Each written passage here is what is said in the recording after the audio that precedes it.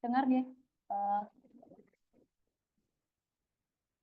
Ya, udah kelihatan. Oke. Ini Prof, kemarin saya sempat mempresentasikan juga di promotor di Prof Munib. Di sini judul saya implementasi non-fungible token atau NFT pada hasil karya seni lukis siswa sekolah dasar untuk investasi dana pendidikan jangka panjang. Jadi nanti keluarannya Prof akan ada produk gitu ya Prof. R&D tentang NFT collection berbasis web untuk display hasil karya lukis siswa. Yang mana dilatar belakangi biasanya untuk mata pelajaran seni lukis ya khususnya Prof. Itu biasanya siswa-siswa hanya melukis kemudian dinilai dan selesai. Nah, sedangkan sebenarnya potensi itu banyak ditemukan di anak-anak usia sekolah dasar begitu Prof. Begitu juga kemarin ketika saya sempat aktif gitu ya di beberapa pameran anak, pameran lukis anak begitu Prof. Itu ternyata nilai jual juga tinggi untuk lukisan anak-anak usia dasar begitu Prof. Bahkan di bawah usia sekolah dasar itu juga sudah ada nilainya. Nah, di sini juga nanti mengajarkan karena di sini sudah masuk di era Web3 ya Prof. Sekarang ini makanya NFT ini sedang marak bagaimana dia bisa dimanfaatkan untuk dunia pendidikan juga begitu Prof. Kemarin sudah sempat saya presentasikan di promotor dan promotor juga mendukung begitu Prof. Mungkin ada masukan dari Prof Suyadi.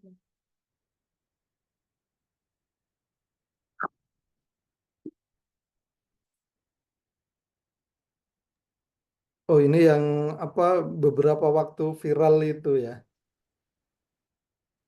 NFT ini ya, Mbak ya.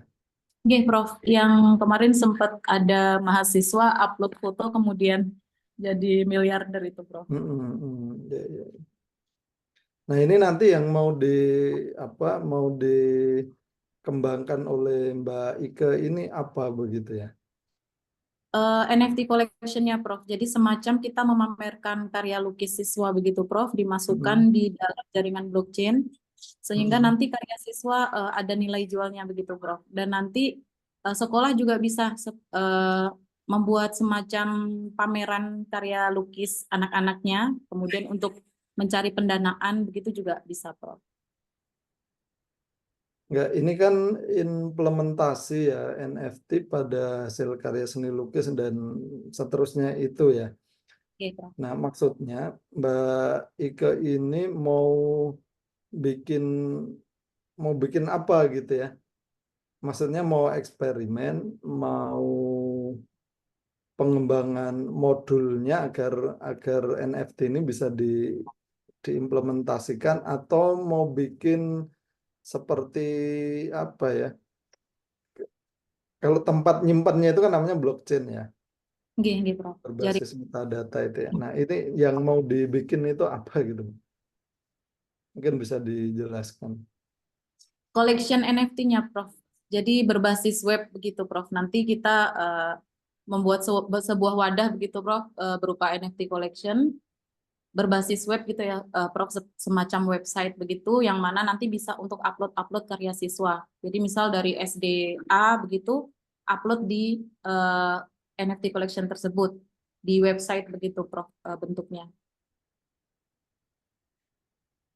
Tapi dengan judul implementasi itu gimana ya menyambungkannya? Jadi implementasi ini kan melaksanakan gitu ya. Jadi Yes. nah misalnya kalau bayangan saya itu misalnya pengembangan NFT pada atau gimana yang Oke. karena Dulu, kalau implementasi itu kan kayak kesannya teknis ya, tinggal mengaplikasikan. Tapi kalau misalnya mengembangkan begitu, atau saya aja yang nggak paham maksudnya gitu. Gimana Mbak? begini, Prof, kemarin dulu sempat Desain Oke. gambaran desain penelitiannya itu kayak apa? Meskipun belum bahas sampai sana ya, tapi gambarannya itu gimana? Jadi dulu sempat judulnya pengembangan gitu ya, Prof. Pengembangan NFT pada hasil karya seni lukis siswa gitu ya, Prof. Karena kan Mm-mm. di sini R&D. Nah, Mm-mm. pernah beberapa kali mata kuliah begitu sempat dipresentasikan gitu ya, Prof, calon proposal disertasinya begitu.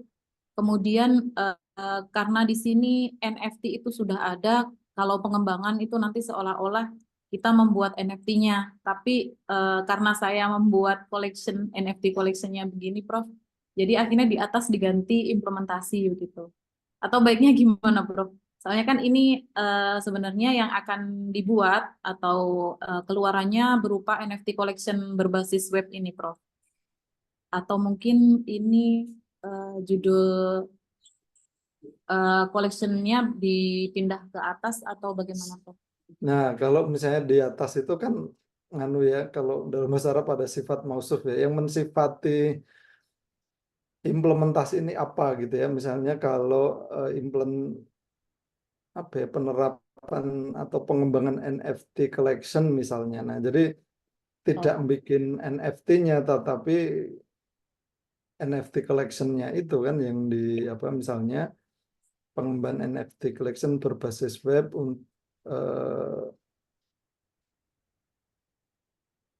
berbasis web untuk display hasil karya lukis siswa sebagai investasi dana pendidikan jangka panjang misalnya. Nah, yang dalam kurung itu berarti malah nggak usah. oh, gitu, gitu, Prof. Mungkin penataan Ya. kalimat judulnya yang Nah, jadi kan ini nggak mengembangkan, nggak buat oke, NFT kan, tapi sebenarnya yang mau dikembangkan itu NFT collection-nya kan. oke, oke, Prof, betul. Karena saya juga bingung juga tadi di awal kalau hanya implementasi, maksudnya gimana? Ya, kalau implementasi nanti kelihatannya kayak produknya sudah ada begitu ya, Prof. Mm-mm. Kan pengembangan itu kan rumusan masalah itu kan misalnya bisa tiga ya. Nah, yang pertama misalnya kan bagaimana bikinnya, membuatnya. Yang kedua kan uji kelayakan. Nah, kalau Oke, ini sudah ada kan berarti tinggal yang ketiga kan efektivitas misalnya ya. oke, oke. Jadi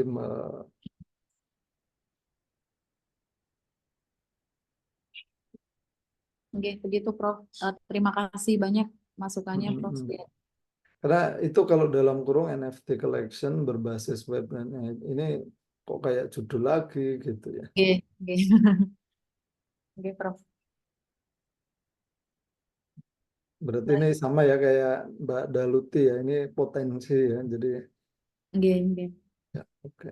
Ya bagus malah. Terima kasih, Prof. Suyadi atas Oke, masukannya. ya.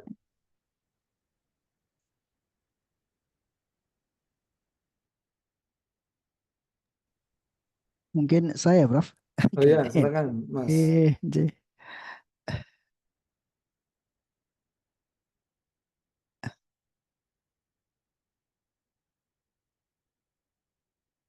Ya, Prof. Perkenalkan, nama saya Ahmad Sofiyuddin Ihsan. Kebetulan dari Bantul sini saja. Oke. Eh, ini rencana saya, Prof. Suyati, terkait tentang kemarin sempat diskusi dengan apa namanya promotor. Kebetulan promotornya Bu Sumarni, Prof. Sumarni dan Prof. Naimah. Itu kira-kira begini, relasi destruktif dan konflik pendidikan membongkar pola agresivitas siswa sekolah dasar melalui jejaring media sosial di Jogja. Ini awalnya memang awalnya selama ini yang kami lihat, selama ini kebetulan saya suka meneliti di luar kelas, eh, terutama di bidang-bidang apa namanya negatif gitu. Teman-teman mungkin fokusnya ke pengembangan-pengembangan yang bersifat positif. Saya mencoba apa namanya melihat anak-anak yang sekiranya walaupun mungkin kecil, mungkin dari segi yang tapi memang efeknya besar. Bagaimana mereka agresivitas mereka begitu ya. Ada korban-korban dan nah ini pelakunya ini saya coba adalah eh, anak-anak yang mungkin punya agresivitas yang lebih baik itu punya kenakalan yang di ranah hukum dan atau di ranah hanya di lingkup sekolah-sekolah atau lingkungannya begitu Prof. Jadi kita coba ke apa 5 kabupaten begitu kita coba ke dinas pendidikan nanti atau dinas perlindungan anak begitu ada apa ada anak-anak yang agresivitasnya kuat atau tidak kita coba mendalami sebagaimana mereka itu apa agresif tapi menggunakan media sosial begitu. Kira-kira begitu, Bro. Sekilas dulu.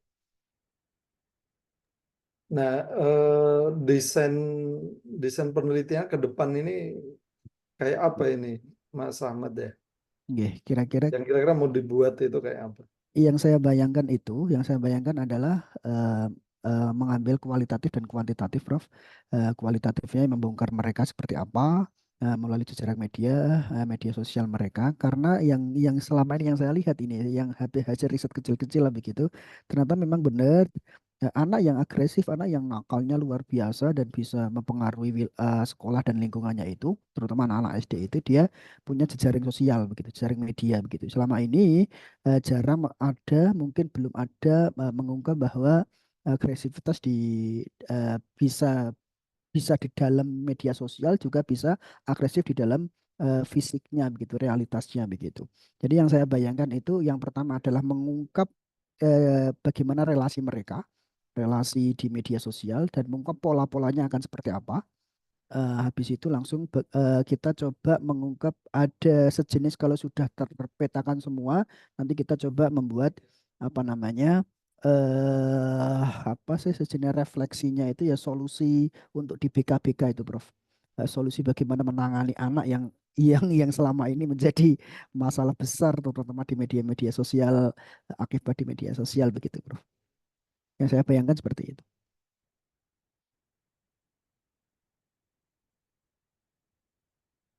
Kata Atau gimana? membongkar itu, Nggih, nah itu maksudnya bagaimana itu? nggih. Jadi polanya mereka, kita coba polanya mereka itu akan seperti apa, Prof? Selama ini dikira anak agresif itu, dikira itu hanya satu atau dua orang aja di sekolah itu. Ternyata tidak. Gitu. Misalkan saya mengungkap begini, ada anak SD yang kelas 5, saya menemukan hari ini, saya menemukan anak SD yang kelas 5, ternyata dia juga PSK, Prof. Dia ternyata punya jejaring sosial, begitu. Jejaring sosial, setiap minggu dia transaksi, itu di Jogja sini dan itu ya jejaringnya ini menarik sekali gitu jejaringnya. Saya pengen membongkar pola-pola mereka walaupun itu dalam hal apapun terutama dalam agresivitas negatif begitu. Nah ini polanya akan seperti apa dan solusinya bagaimana ini biar selama ini kok masalah kok di anak-anak kok kayak gini bahkan ya banyaklah seliweran apa namanya hal-hal yang tentang dunia pendidikan hari ini begitu. Oke. Jadi kalau yang pertama ya, masukan saya Oke. itu kata membongkar itu sebaiknya Oh, oke. dihilangkan. Karena nanti ketika Mas Ahmad itu meneliti, Oke. itu kan nanti ketemu ketemu petanya ya, ketemu polanya ya. Nah, Oke, oke. ya dengan Mas Ahmad itu apa ya mendisplay hasil temannya itu kan sebenarnya ya terbuka kan, Oke. berarti terbongkar kan, nggak usah nggak usah Hmm. ada nggak Oke, usah oke. ada seperti itu gitu ya. Berarti ini mau membuat peta ya, jadi peta agresivitas siswa ya di apa. Nah, mungkin juga tidak melalui ya atau dalam misalnya tepatnya dalam ya. Kalau melalui itu kan Oke, oke. anu ya ini mau membongkar tapi mau menggunakan alat medsos misalnya. Hmm. Nah, Hmm. apakah Mas Ahmad ini mau mempetakan gitu ya, mau misalnya ini kan seperti studi bibliometrik gitu ya, mau menggambarkan alur peta agresivitas siswa di media sosial. Maksudnya begitu nggak gitu? Oke, yang saya bayangin kita pakai teori ngapunten, Prof. Kita pakai teori sosiologi pendidikan dan psikologi Mm, gitu, Prof. Jadi yang mm, saya bayangkan itu ngapunten ini rumusan masalah kira-kira mm, ini ada kesalahan mungkin yang ketiga mungkin. Yang pertama, apa penyebab anak usia sekolah dasar dalam melakukan tindakan agresif sehingga bisa menimbulkan konflik pendidikan di lingkungan sekolahnya. Yang kedua adalah bagaimana pola agresivitas anak sekolah dasar disusah melalui jejaring media sosial begitu. Yang ketiga ini mungkin yang saya bayangkan itu solusi, Prof. Solusi apakah ini pengembangan menjadi sebuah refleksi, menjadi pengembangan buku, pengembangan apa sih namanya ya solusi dan ini akan kita bagikan. Ini loh masalah besar di anak-anak. Ternyata hari ini tidak hanya kenakalan lingkungan tapi memang pengaruh media sosial luar biasa. Ini harus dibagi ke teman-teman BK di sekolah-sekolah begitu, Prof. Sebagai solusi.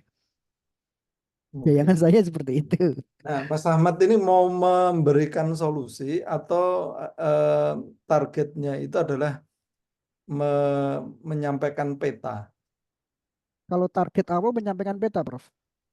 Memang polanya seperti apa begitu hari ini itu. Oke, baik. Sebenarnya itu cukup Mas Ahmad gitu ya. Nah, nanti biar bahwa ada solusinya bagaimana itu kan nanti bisa ditulis di rekomendasi ya. Ya. Nah, jadi rekomendasi ini kan bisa digunakan oleh siapapun ya, mau guru BK, mau orang tua, mau apa ini, ya pihak-pihak yang apa ya, yang terlibat di dalam dunia pendidikan misalnya ya bisa sekolah dan lain-lain. Nah, jadi, nah cuman begini Mas, ketika Mas Ahmad ini membuat peta itu betul-betul apa ya, yang mendalam, yang sekomprehensif mungkin begitu ya. Nah, saya memberi masukan gitu ya tadi di Ya. rumusan masalah Ya. itu sebelum tahu penyebab apa itu Mas Ahmad itu perlu ini dulu menyampaikan petanya dulu gitu ya. Jadi jangan cari penyebab dulu, peta yang ada di media sosial itu apa saja kayak apa gitu. Misalnya tadi itu kan agresivitasnya itu misalnya ada termasuk apa itu tadi yang terlibat ini ya.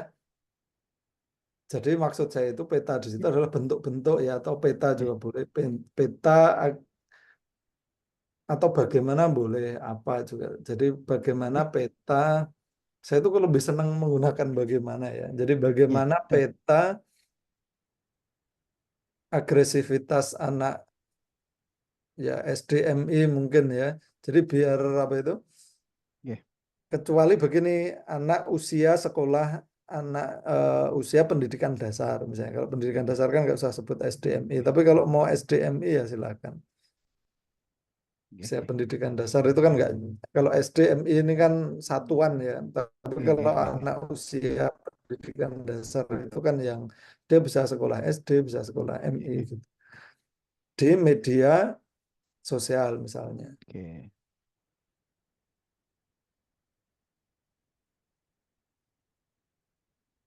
Nah, di Yogyakartanya monggo lah itu. Nah, cuma ada kata di dua kali itu yang enggak. Ya. Nanti di ini ya Mas ya apa di yang jelas Ya. jangan sampai nah misalnya dalam media sosial di Yogyakarta. Oke. Nah, jadi yang pertama itu nanti sampaikan peta. Jadi Ya. tapi begini ya Mas ya. Karena ini disertasi. Ya. Nah, nanti Mas Sofyudin itu sekomplek betul gitu dan yang kira-kira petanya itu memang apa ya yang tadi bahasa kalau dalam bahasa penulisan itu ada istilah shocking gitu ya yang memang Ya. buat orang shocking. Tadi saya aja termasuk shock ya ketika lihat misalnya anak berapa tadi Mas kelas 5 SD itu udah ada Ya. yang bertransaksi apa misalnya transaksi apa bahasanya Iya itu tubuh, Prof. PSK Transaksi itu ya. tubuh. PSK betul. Oh, oh. Iya, itu Kalau cewek, Prof. ya kalau kemarin ada film itu kan open apa itu Mas film Oke. filmnya siapa itu Betul, betul. ya Oke. ada open Oh, BO ya misalnya ya open BO, sampai oke. kayak kayak gitu misalnya ini kan bagi orang tua bagi sekolah ini kan cukup mengagetkan kan biasanya kalau media sosial anak-anak itu kan misalnya kalau bayangan saya itu hanya sebatas cyberbullying gitu ya jadi Hmm, bully di apa di media sosial hanya bayangan saya sebatas itu tapi kalau ternyata mereka itu lebih dalam dari itu begitu ya. Nah, betul, itu Prof. bagus menurut saya malah justru bagus itu diteliti biar biar mereka yang terlibat di dunia pendidikan itu aware, mereka Betul. membuka mata. Oh, ternyata petanya sudah seperti itu gitu ya. Sehingga nanti temuannya Mas Ahmad ini menjadi menarik begitu ya. Tapi kalau kalau petanya itu nanti biasa-biasa gitu ya, hanya Hmm, cyberbullying gitu ya ya itu biasa kan dunia anak-anak gitu ya. betul, betul, betul. Ya. Hmm, Ya, monggo nanti cara cara Mas Ahmad mencarinya itu bagaimana itu silahkan. Nah, yang kedua Ya. baru nanti didalami, Mas. Jadi yang kedua itu adalah penyebab gitu ya. Jadi penyebab dari yang kayak kayak gitu tadi ya, peta-peta temuannya ABCD itu, nah itu di running itu. Jadi kira-kira apa yang menjadi penyebab. Nah, ini nanti temuan teori gitu ya. Jadi yang nanti kan bisa diambil benang benang merahnya ya dari sekian pola itu. Nah, ternyata ketemu setelah misalnya diobservasi, mungkin juga perlu ada korespondensi gitu ya, korespondensi dengan pelaku misalnya ya. Ya. Apa? Nah, nanti ditarik kok ini kayak ada benang merah gitu ya antara agresivitas A, B, C, D. Nah, itu berarti teori. Berarti menemukan satu teori teori baru. Nah, yang nanti teori ini kan bisa menjadi dibahas dan bisa menjadi rekomendasi. Itu. Nah, kemudian Oke. nanti dampaknya apa gitu ya. Dampak dari apa ya ini pola agresivitas ini terhadap misalnya pendidikan, misalnya ya, pendidikan di Yogyakarta ini misalnya kayak apa gitu. Jadi setelah ditemukan petanya, kemudian penyebabnya apa, nah kira-kira agresivitas ini yang mungkin saya sendiri juga nggak banyak tahu gitu ya. Itu menurut Mas Ahmad Sofyudin ya, ini kan sudah levelnya menganalisis ya. Dan Nah, nanti dari analisis pola dan penyebab itu, nah coba Mas Ahmad Sofyudin itu merumuskan kira-kira ini nanti dampaknya apa gitu ya. Ya. ya, berarti belum belum sampai ke solusi dan tantangan dan solusi ya, Prof ya? Solusi bukan, Bukan ya? kecuali begini, Mas Mas Ahmad itu mau mengembangkan satu model gitu ya, model pelatihan misalnya untuk mengintervensi agresivitas siswa itu ya misalnya di apa ya mereduksi ya misalnya membuat model untuk mereduksi agresivitas siswa sekolah itu dengan apa misalnya ya.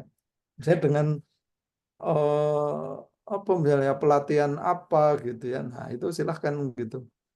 Itu kan berarti to solve gitu ya untuk apa untuk menyelesaikan masalah. Nah, ini kan nggak sampai ke situ kan. Jadi hanya menyampaikan pola, kemudian nah, pola ini dicari penyebabnya apa begitu ya. Oke.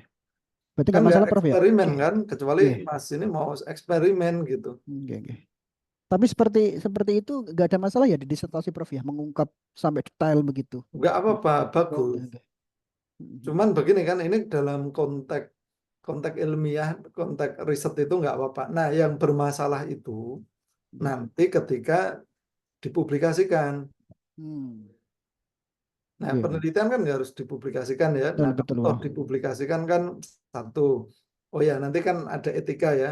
Etikanya itu misalnya informed consent gitu ya. Jadi persetujuan dari apa dari informan gitu ya. Ya.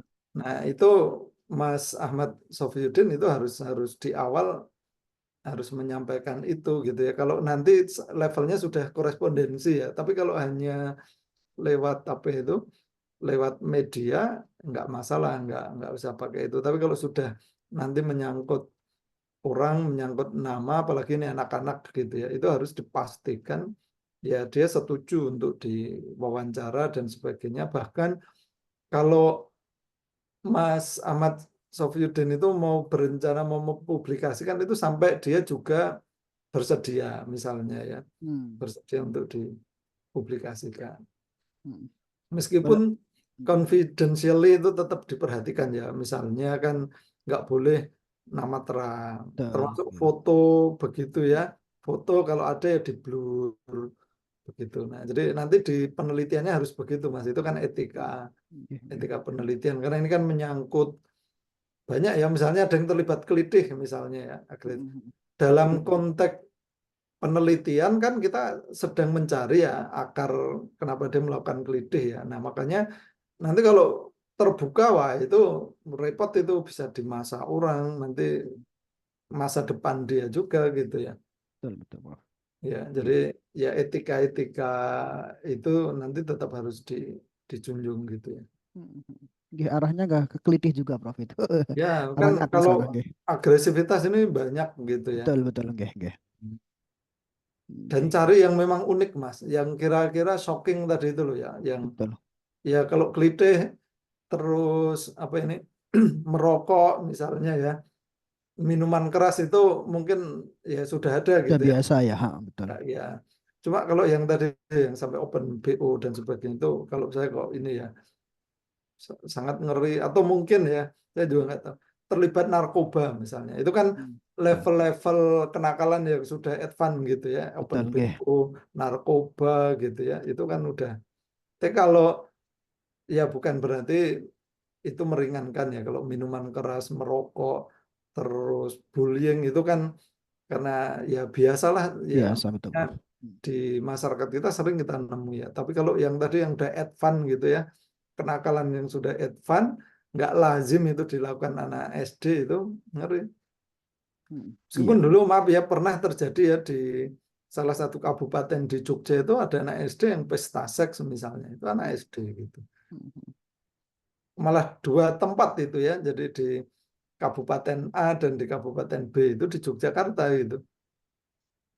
Nah, kayak kayak gini itu kan kenakalan gitu. Siapa tahu itu memang ada grup-grupnya ya yang di betul. apa itu nggak misalnya pakai aplikasi apa mereka begitu gitu ya, punya jejaring apa. Nah, kalau Mas Ahmad itu bisa apa bisa Mengungkap. melihat itu Nggih, ya. Nah, syukur misalnya kerjasama dengan ini ya, dengan apa kalau kayak kayak gini itu Menkominfo ya, nggih. kementerian. Nah, dia kan punya alat ya untuk apa ya, untuk melihat nganu apa traffic traffic atau gimana lah, monggo terserah Mas Ahmad untuk mencarinya gitu ya. Betul, betul, betul. Nggih, nggih, nggih, nggih, nggih. Jadi bisa dilanjut ya, Prof, yang Ya, seperti ini. iya Nggih. menarik itu Mas, Oke, bagus oke. itu nanti malah. Nggih, nggih. Nggih, makasih, makasih. Cukup kata saya, nggih. Ya, ya. Iya, kita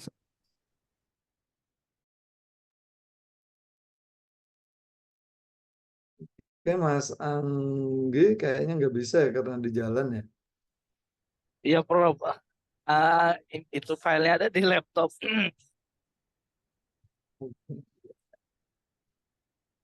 Halo, halo, tes, tes. Masuk Pak Anggi.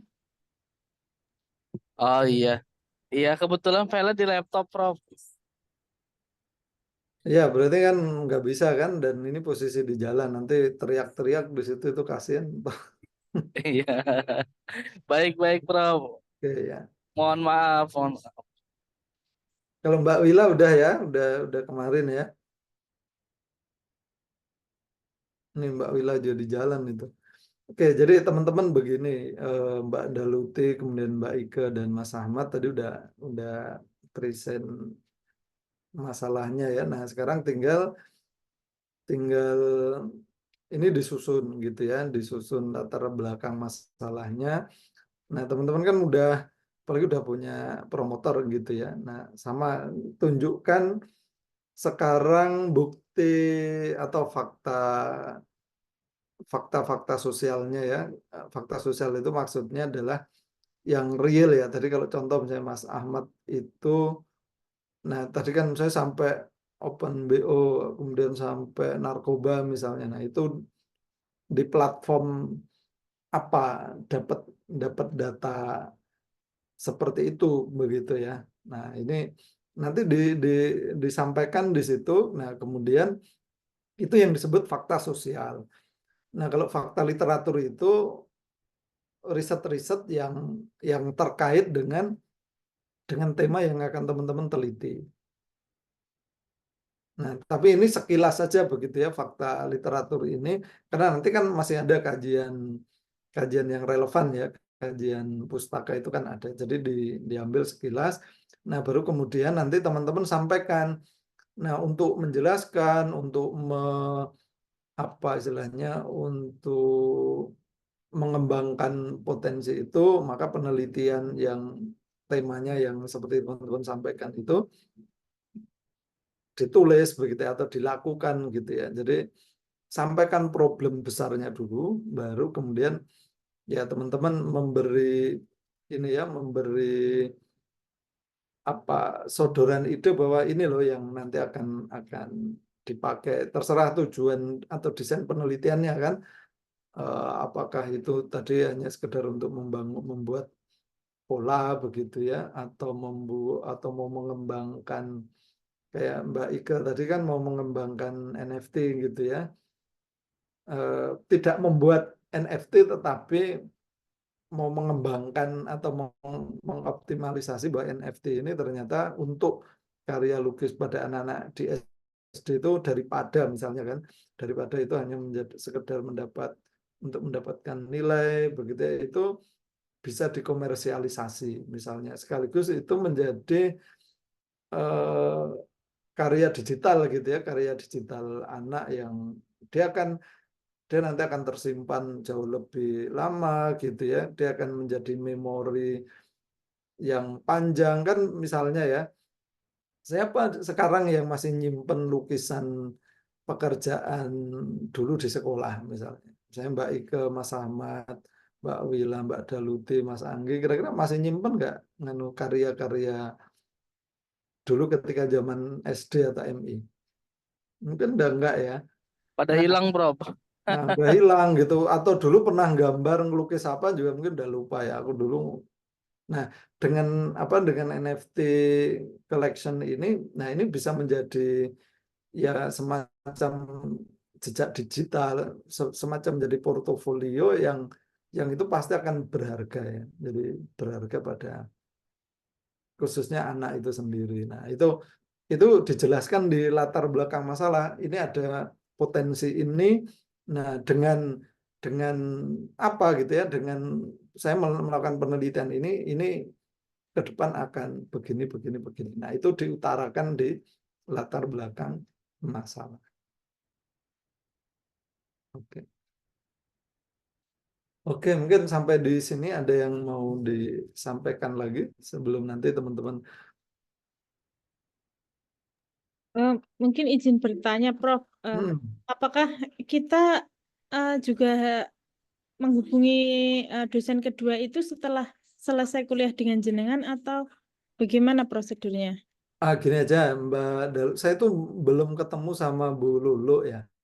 Cuma Oke. kemarin itu sempat WA-an, tapi WA di grup gitu ya. Jadi saya juga belum ngobrol. Nah, intinya komunikasi aja, Mbak Daluti ya, salah satu perwakilan menyampaikan ini baiknya bagaimana Bu? Apakah berdua masuk terus atau separuh-separuh ya. Jadi kalau idealnya konsep tim teaching itu kan masuk terus ya. Cuma di kita itu kan nggak berlaku begitu gitu ya. Nah, saya dikomunikasikan aja Mbak. Saya berdua masuk terus tidak masalah, atau separuh-separuh tidak masalah. Kan nanti ini kan teman-teman sampai metopen kan menyusunnya ya. Sampai, nah misalnya kalau misalnya mau dibagi ya, kalau misalnya itu saya sampai misalnya sampai teori, misalnya kajian teori misalnya. Nah, nanti yang metopen baru Bululu misalnya. Nah, itu tawaran kalau misalnya mau separuh-separuh. Tapi kalau mau semua masuk ya berarti utuh gitu ya. Jadi nanti kita bersamai terus. Tapi prinsipnya dikomunikasikan dulu Mbak Del. Saya pribadi belum karena kalau WA-an itu saya juga ini nanti jangan salah paham gitu. Saya ada rencana memang mau ngobrol sama Bu Lulu ini konsepnya gimana. Cuma kalau saya ngajar yang tim teaching, saya kayak misalnya di Pasca ya, yang Pasca pusat itu, saya juga ngajar sama kayak gini, seminar proposal. Cuman saya itu dihubungi dulu oleh mereka gitu bahwa mereka udah ngubungi dosen yang satunya itu udah mengendaki dia separuh di belakang gitu. Nah, saya separuh di depan. Nah, berarti udah clear kalau kayak gitu. Nah, yang kasus ini kan belum ya, saya belum, mungkin teman-teman nggak tahu juga. Karena kami juga belum pernah bertemu Bu Lulu dan Oh. mungkin teman-teman juga belum ada yang kenal Bu Kami Lulu. itu soalnya gini Mbak, saya kan di kampus Sambilegi ya, di timur ya. Nah, Bu Lulu itu di kampus pusat, jadi ya hampir nggak pernah ketemu Iya. gitu ya, kecuali saya ke barat pun kalau ngajar S1, dan ya selama ini memang belum pernah ketemu gitu. Nah, itu problemnya, karena kalau saya ngajar di barat mungkin akan sering ketemu ya, atau Bu Lulu ngajar di timur gitu ya. Nah, itu aja sih problem teknis. Nanti salah satu Mbak mungkin mengkomunikasikan gitu ya. Iya. Oke. Ngapunten Prof kalau minta nomornya Bu Oh gitu ya ya. Nanti saya ini aja. kirim di ini ya Mbak Iya. Mbak Daluti itu ya, tadi kan WA saya, nanti tak kirim. Iya, iya, Prof. Oke ya. Prof, terkait latar belakang, Prof. Mm-mm. Latar belakang itu idealnya itu eh, berapa halaman atau berapa paragraf dan isinya seperti kayak biasa ya, kayak S2 begitu ya? Atau gimana idealnya yang baik sesuai dengan Oke, jadi gitu. menyusun latar belakang masalah itu namanya juga latar belakang ya. Jadi apa sih yang menjadi motif, apa yang mendasari penelitian ini dilakukan gitu ya. Intinya latar belakang masalah itu menunjukkan bahwa penelitian ini ya penting begitu ya. Penelitian ini apa istilahnya bermanfaat. Penelitian ini ya layak dilakukan gitu ya. Nah, tadi misalnya apakah cukup menggambarkan peta-peta agresivitas anak usia sekolah dasar itu, atau usia pendidikan dasar itu di media sosial, pentingnya apa gitu ya. Nah, Mas Ahmad Sofyudin sampaikan Mas di situ ini ada fakta, ada bukti ya. Makanya teman-teman kan sering lihat di mana itu kalau baca koran gitu ya. Jadi baca koran itu kan pertama, nah makanya kan dari SOTA ya, state of the art-nya gitu kan, berangkat dari SOTA. Jadi state of the art-nya itu adalah biasanya dari judul gitu kan. Judulnya itu yang jadi statement yang apa ya, yang bikin orang itu seolah udah ngerti dengan judul itu. Dan ini menarik untuk dibaca lebih lanjut. Makanya kalau kita lihat para penjual koran di jalan itu kan dia buka korannya, dan di headline koran itu kan pasti judul besar yang kira-kira heboh gitu kan, yang kontroversi begitu ya, yang yang itu menarik begitu ya. Misalnya sekarang kan di media sosial sedang ramai akun Fufu Fafa misalnya ya. Nah, di di koran itu langsung ada judul akun Fufu Fafa sudah teridentifikasi pemiliknya misalnya. Nah, itu kan provokatif. Orang selama ini bingung gitu ya, bener nggak itu miliknya si itu gitu ya. Ini gimana? Terus gimana cara membongkarnya, gimana cara mengungkapnya gitu. Siapa yang terlibat selama ini misalnya kan, itu nanti di penjelasan. Nah, itu disebut state state of the art-nya gitu ya. Jadi yang buat orang itu shocking, yang membuat orang itu mau membaca, nah gitu kan. Kalau kita mau meneliti, orang kemudian dengan menampilkan data-data atau fakta-fakta itu, kemudian orang melihat, oh ini penting diteliti. Kalau konteks koran tadi, ini penting untuk dibaca gitu. Oh, koran ini penting untuk dibeli gitu kan. Nah gitu. Jadi, nah makanya Mas Ahmad misalnya itu coba di depan itu ketika nulis paragraf itu berangkatlah dari situ. Nah, itu kalau kalau kalau problem negatif ya. Kalau problem positif itu bagaimana? Kayak Mbak Daluti misalnya, atau Mbak Ika tadi yang NFT itu ya. Ya, mulailah dari hal-hal yang shocking dari NFT itu misalnya. NFT tadi cerita ya, hanya gambar-gambar ini tapi bisa membuat orang jadi miliarder, bisa membuat orang begini begitu, itu tulis di depan gitu. Itu kan positif begitu ya. Nah, kemudian Mbak Daluti itu tentang kekayaan alam di Gunung Kidul yang itu bisa digunakan sebagai media pembelajaran yang efektif itu ya sampaikan yang kayak kita mau mempromosikan, mempromosikan satu produk itu ya ceritakan dengan sekali oles maka mukanya akan langsung glowing 1 menit kemudian gitu kan. Nah, kira-kira ya dalam tanda petik ya itu yang agak bombastis itu, tetapi dengan fakta ya. Kalau saya mau promosi iklan skincare gitu kan. Nah, saya kan butuh validasi kan.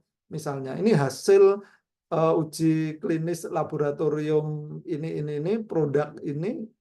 Nah, membuat kulit langsung misalnya terjadi peremajaan yang sangat cepat, sangat efektif sehingga kulit dan seterusnya gitu. Tapi saya tidak beropini, ini ada fakta. Misalnya uji klinis laboratorium apa kapan gitu sama nanti yang lain juga. Nah, baru setelah itu ditunjukkan gitu ya. Oh, skincare ini penting. Skincare ini membantu Anda bisa cantik, Anda itu bisa awet muda, kulit Anda terawat dan seterusnya kan begitu kan. Tapi di awal ceritakan bahwa ya produk ini bermanfaat. Produk ini setelah diuji laboratorium itu kan fakta sosial gitu ya. Fakta sosial gitu. Nah, nanti fakta literaturnya ya penggunaan bahan-bahan alami dan sebagainya sebagaimana yang peneliti yang dalam penelitian apa gitu ya itu menunjukkan ini. Jadi untuk memperkuat hasil uji laboratorium begitu. Nah, nanti yang Mas Ahmad juga begitu. Nah, itu jadi pokoknya di awal itu tunjukkan yang shocking, baik shocking yang positif dan shocking yang negatif. Tetapi ingat harus dengan data, nggak boleh pendapat opini. Kalau awalnya kita itu hasil kesimpulan itu hasil pendapat dicari, kita running data bahwa ya intinya cari validasi, validasinya ya bukti itu gitu ya. Nah, kemudian yang kedua nulis paragraf, saya kira teman-teman udah sama paham lah gitu ya. Paragraf itu paling tidak itu kan ada 3 ya, ada 3 unsur paling tidak. Jadi yang pertama itu adalah topik sentence gitu ya. Jadi kalimat intinya gitu ya. Jadi kalimat inti, ide gagasan begitu. Misalnya di Yogyakarta 5 tahun terakhir ini sejak 2020 hingga 2019 sampai 2024 angka atau tingkat agresivitas siswa sudah mulai meningkat dan mengkhawatirkan. Nah, gitu kan. Nah, ini kan idenya adalah agresivitas siswa itu meningkat dan mengkhawatirkan. Nah, sekarang didetailkan mana yang mengatakan itu meningkat dan mana yang mengatakan itu mengkhawatirkan. Nah, itu kita mendetailkan melanjutkan kalimat yang pertama begitu ya. Apa ya misalnya data kesehatan rumah sakit dan puskesmas di wilayah Yogyakarta mencatat telah terjadi kasus yang kasus HIV yang melibatkan anak-anak usia sekolah dasar misalnya berapa ya? Misalnya 15 kasus misalnya 15 kasus HIV yang melibatkan anak-anak usia SD misalnya ya. Nah, sumbernya ini dari mana? Misalnya kr.co.id gitu ya. Misalnya kan korannya Jogja itu kan KR Kedaulatan Rakyat gitu ya. Nah ini data, ini fakta sosial gitu ya. Nah, kemudian apa lagi? Silakan itu. Di apa di atau disebutkan lagi misalnya Republika juga merilis telah terjadi apa ya, misalnya pelecehan misalnya ya, pelecehan seksual, ada 3 kasus di Kabupaten Bantul misalnya, yang melibatkan pelaku dan korban adalah misalnya pelaku anak usia SD dan korbannya adalah anak usia TK misalnya ya. Nah, ini Republika kapan gitu. Dan boleh 3, boleh 4, boleh. Nah, intinya semakin semakin itu menjelaskan kalimat yang pertama itu semakin bagus. Nah, ini disebut dengan detail sentence. Nah, yang penting ada bukti ya, ada referensinya ya yang dikutip ya. Nah, jadi ini namanya detail sentence. Nah, yang kedua itu tadi detail sentence itu menerangkan topik sentence. Nah, yang ketiga baru concluding sentence. Nah, itu pendapatmu merangkum itu. Dari data tersebut, maka sudah sewajarnya atau begini, berdasarkan data tersebut, tingkat agresivitas di Yogyakarta perlu segera perlu segera menjadi perhatian atau perlu segera dicarikan solusi oleh para stakeholder pendidikan misalnya. Nah, ini kan memberi kesimpulan dari tadi yang pertama itu menyampaikan tentang ide atau kasus agresivitas, kemudian yang kedua itu adalah contohnya, nah yang ketiga ini memberi atensi, concluding ini memberi atensi bahwa ya ini harus menjadi perhatian dan seterusnya. Nah, paragraf-paragraf berikutnya itu nanti sama. Jadi flow-nya itu, alirannya itu tetap ini ya, nyambung gitu ya. Jadi paragraf keduanya nyambung gitu ya. Oke, gitu. Nah, yang pertama, paragraf pertama misalnya perbanyak fakta sosialnya, yang kedua masih fakta sosial juga boleh, nanti yang ketiga fakta literatur dan seterusnya. Nah, baru kemudian nanti misalnya dari pemaparan atau dari problem tersebut, penelitian dengan tema ini penting untuk diangkat untuk apa gitu ya. Nah, misalnya untuk memberi gambaran pola agresivitas di Yogyakarta itu seperti ini misalnya begitu.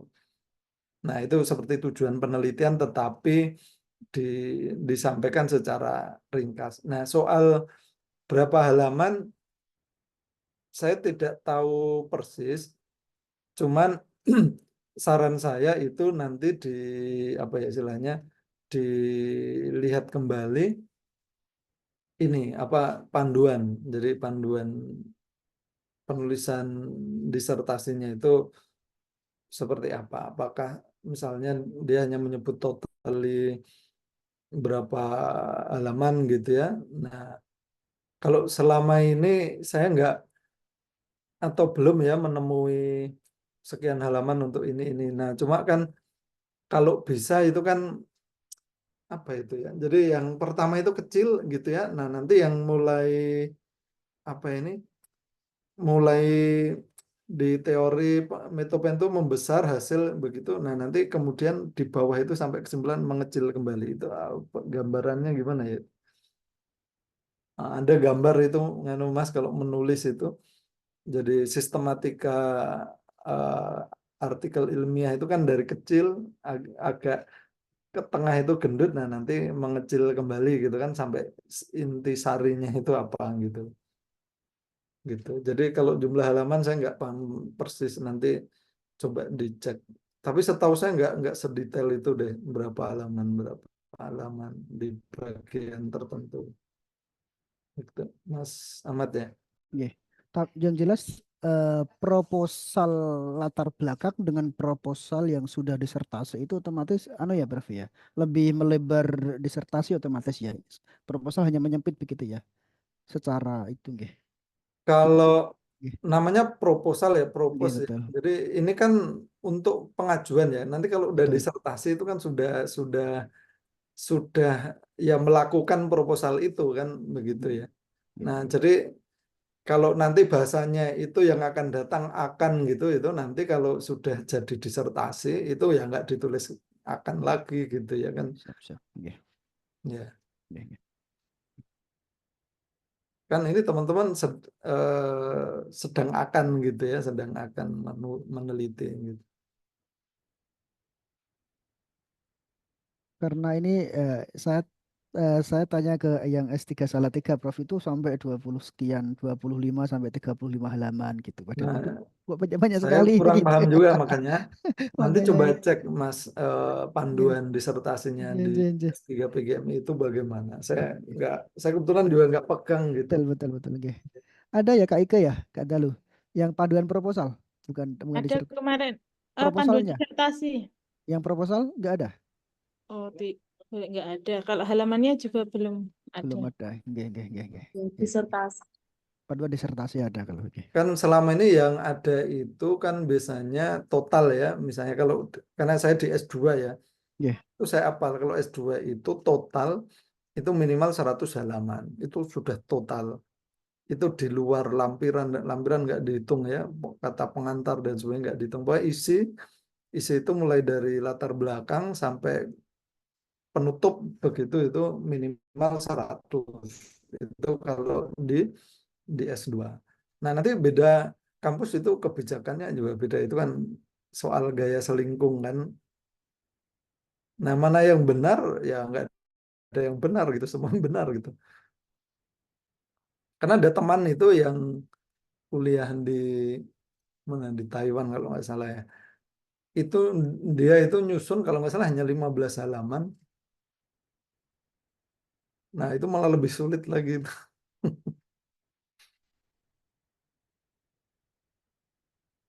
Tapi 15 halaman itu tidak banyak kata-kata yang ini. Jadi itu daging semua gitu ya. Dan itu susah, malah lebih susah gitu.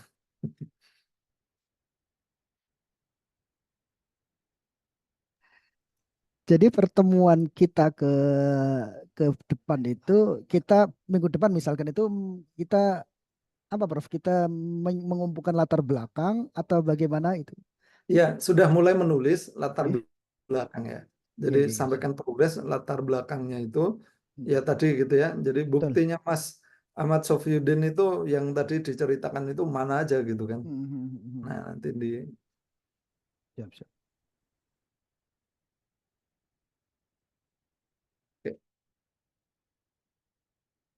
Oke, saya kira begitu ya, ini udah azan. Saya bentar lagi pergi. Nggih, siap Prof, siap. Oke, ya nanti bisa disampaikan di WA group Nggih. untuk jika ada hal yang apa perlu disampaikan. Oh ya, nanti salah satu ya minta tolong siapa gitu yang komunikasi dengan Bu Lulu ya. Oke, udah tak kirim ya Mbak Daluti ya.